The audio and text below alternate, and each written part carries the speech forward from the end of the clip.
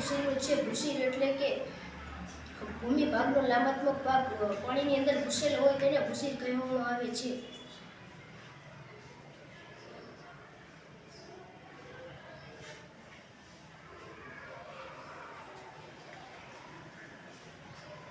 આ મોડલનું નામ ખીણ છે, જેમાં બે બાજુ પર્વત અને વચમાં જમીન હોય તેને ખીણ કહેવામાં આવે છે.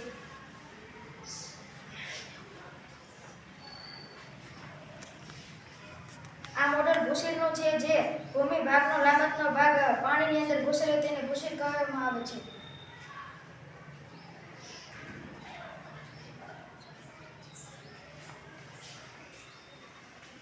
આ આકૃતિનું નામ સહયોગ ભૂમિ છે. બે બાજુ સમુદ્ર વચમાં જે જમીનની જળપટ્ટી તેને સહયોગ ભૂમિ કહેવામાં આવે છે. મારી કૃતિનું નામ અખાત છે, જેમાં ત્રણેય બાજુ જમીન એક બાજુ પાણી હોય તેને અખાત કહેવામાં આવે છે.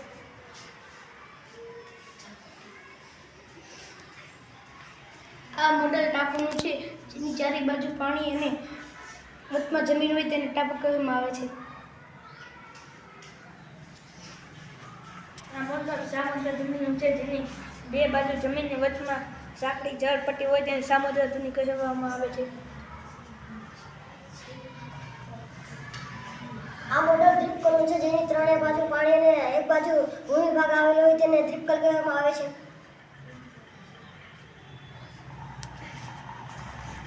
આ મોડલ ટાપુનું છે, ચારે બાજુ પાણી અને વચમાં જમીન એને ટાપુ કહેવામાં આવે છે. આ કૃતિનું નામ સામુદ્ર ધુની છે.